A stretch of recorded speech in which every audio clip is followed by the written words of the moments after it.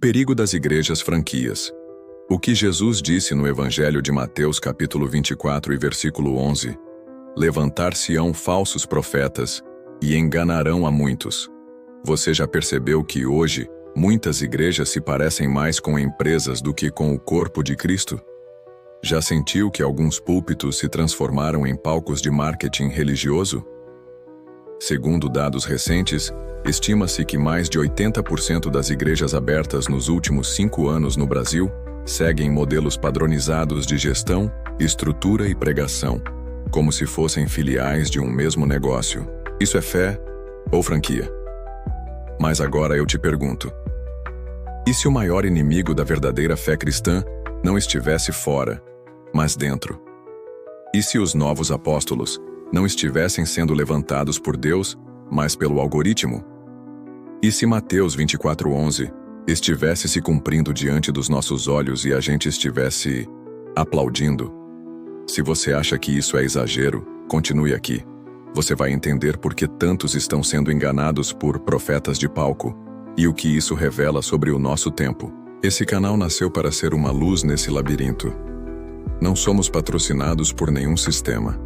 Nosso propósito é levar até você uma mensagem de esperança, entusiasmo, confiança, direção, com base na palavra de Deus, nos ensinamentos de Jesus Cristo e na sabedoria bíblico-teológica de séculos.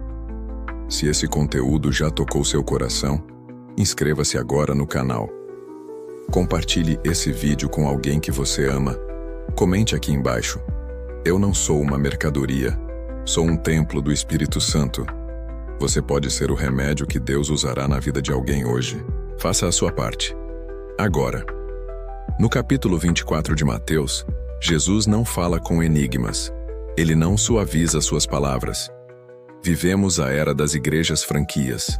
São templos copiados em massa, com logos padronizados, slogans de impacto, jingles cativantes e pastores treinados mais para vender uma marca do que para pastorear o rebanho. O púlpito virou palco. O altar virou vitrine.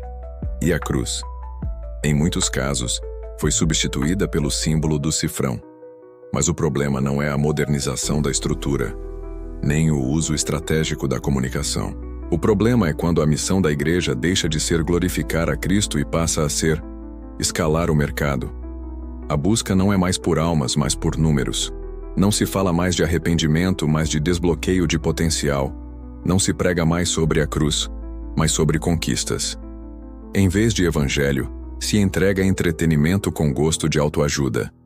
Em vez de discipulado, cria-se dependência emocional.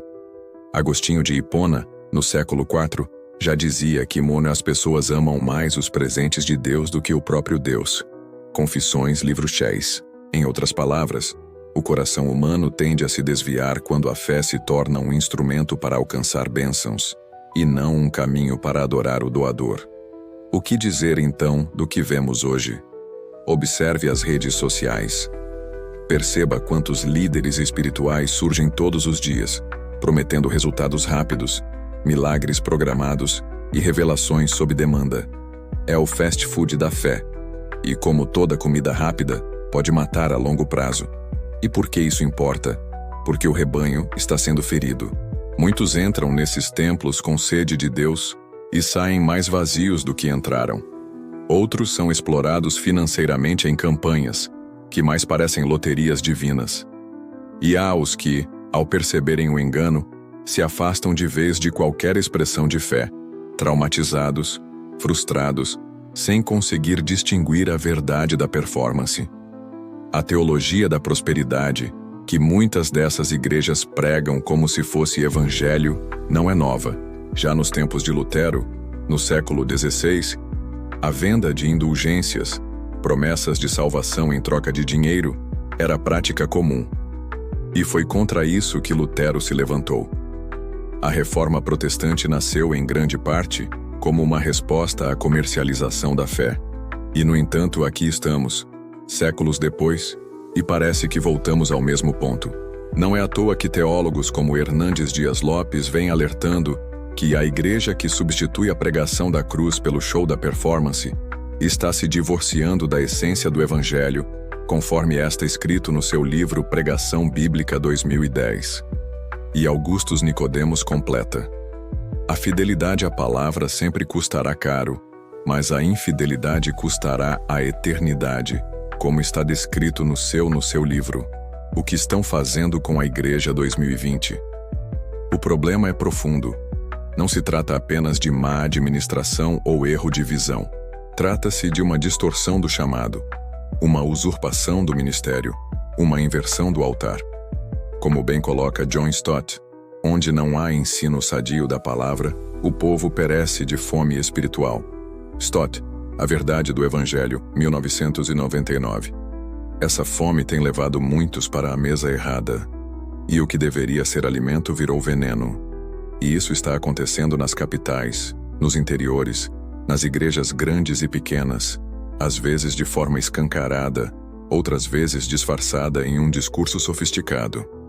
A verdade é que há um sistema operando, um sistema que lucra com a dor das pessoas, que transforma a fé em produto, que transforma fiéis em consumidores, que transforma pastores em CEOs. E o mais perigoso, que transforma o próprio Cristo em isca de marketing. Por isso, este vídeo existe, para abrir seus olhos, para que você não seja mais um no grupo dos enganados, para que sua fé seja sólida, para que sua adoração seja verdadeira, e para que você jamais confunda o reino de Deus com um império humano. Agora pare um instante, feche os olhos, e pergunte para si mesmo: a igreja onde estou alimenta minha alma, ou alimenta o ego de alguém? A palavra que ouço me conduz ao arrependimento, ou me conforta em minha vaidade? O Cristo que me apresentam é o Senhor que morreu na cruz, ou uma caricatura conveniente que apenas quer me agradar? Não ignore essas perguntas. Sua eternidade pode estar em jogo. Se você sente que essa mensagem está te despertando, comente aqui nos comentários agora. Eu não sigo homens, sigo a Cristo crucificado. Há alguns anos, em uma cidade do interior de Minas Gerais, surgiu uma igreja que cresceu como fogo em palha seca. Em poucos meses, já ocupava um grande prédio, com telão de LED, ar-condicionado central, estacionamento privativo, cafeteria gospel e uma loja de souvenirs cristãos. O nome da igreja? Algo genérico como Ministério Plenitude Suprema da Graça Total. Mas a estética, o discurso e os slogans eram idênticos aos de outras igrejas espalhadas por diversas cidades. Era uma franquia da fé. Lá dentro, o culto mais parecia um espetáculo. O pastor, sempre com roupas caras, usava expressões como ativar a promessa, destravar o milagre e liberar a unção premium. Ele não pregava versículo por versículo.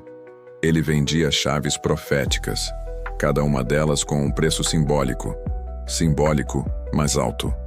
Entre os fiéis estava Ana, uma mulher simples, viúva, que cuidava sozinha dos 3 filhos. Ela acreditava que Deus podia transformar sua vida, curar seu filho doente e ajudá-la a sair das dívidas. Ana vendeu o pouco que tinha para plantar uma semente generosa no altar.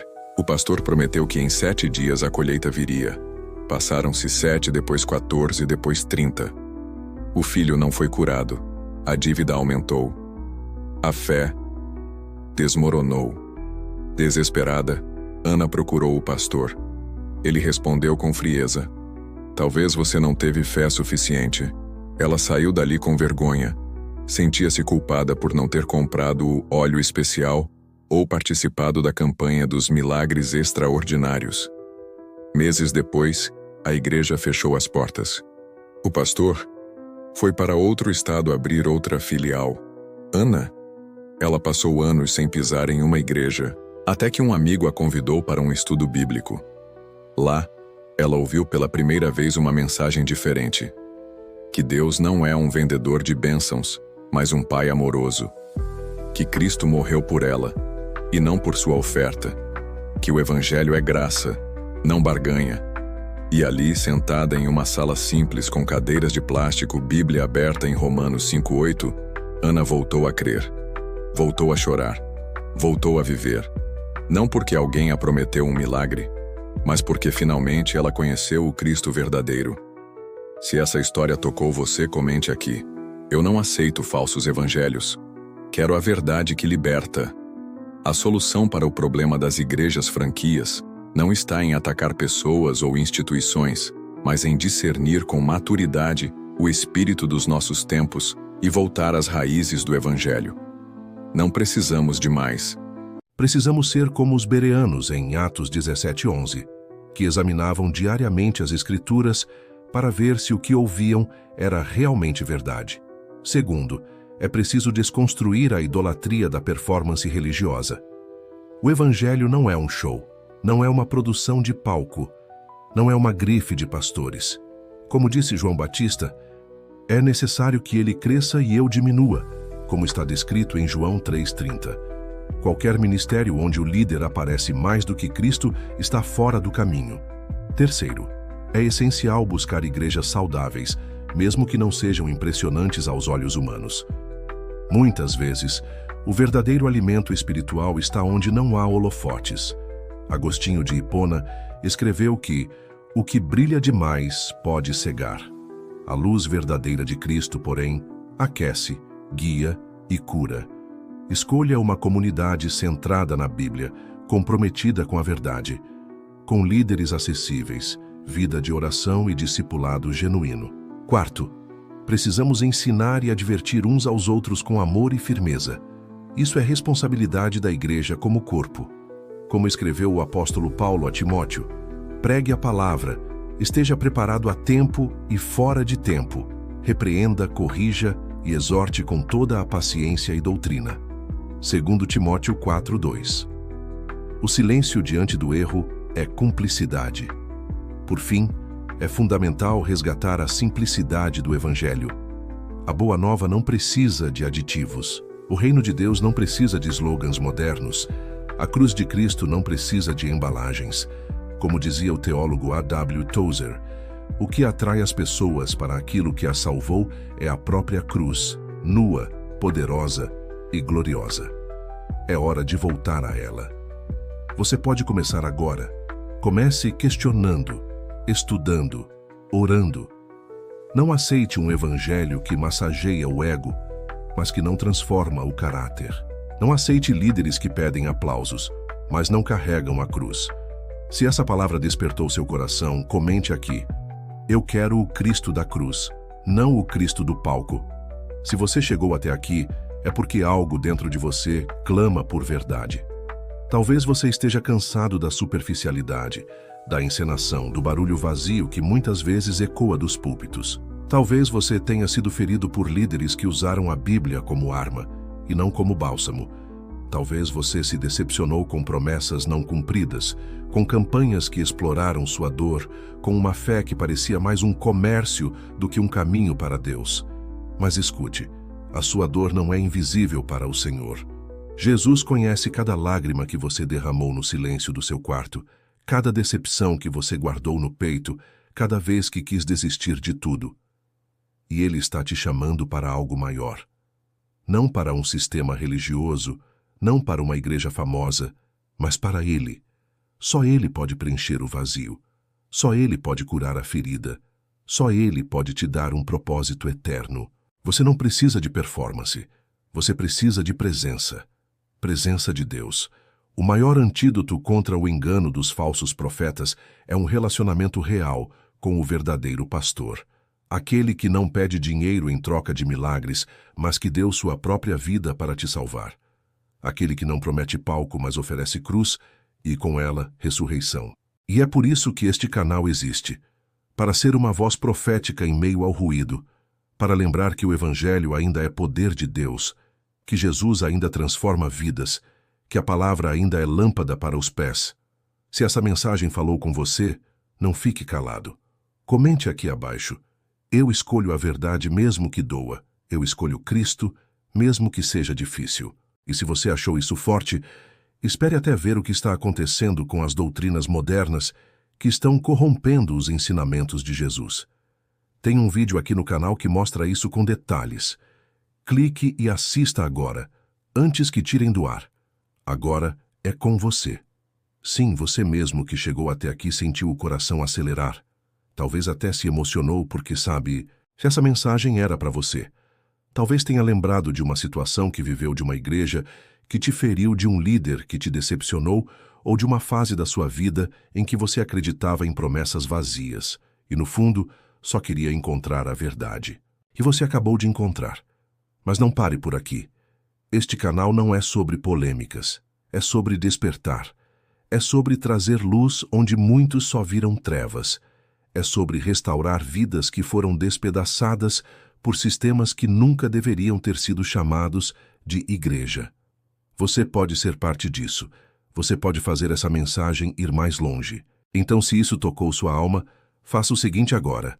Inscreva-se no canal. Isso ajuda o YouTube a entender que este conteúdo precisa ser espalhado. Deixe seu like. Parece pequeno, mas é um ato de resistência contra a cultura de superficialidade. Comente com sinceridade. Seu comentário pode ser exatamente o que outra pessoa precisa ler para voltar a crer. Compartilhe. Mande para alguém que está afastado, ferido, confuso. Pode ser que Deus use você para salvar uma alma. E não se esqueça, você pode ser o remédio na vida de alguém. Não subestime o impacto de um clique, de uma palavra, de um vídeo. Às vezes, é exatamente isso que o Espírito Santo usa para quebrar correntes e abrir olhos. Comente agora. Eu não me calarei diante do engano. Eu vou viver e anunciar o Evangelho verdadeiro. Nos vemos no próximo vídeo. E se achou essa mensagem profunda, espere até descobrir o que está por trás dos milagres em série promovidos por certas igrejas digitais. Clique no próximo vídeo e venha entender tudo.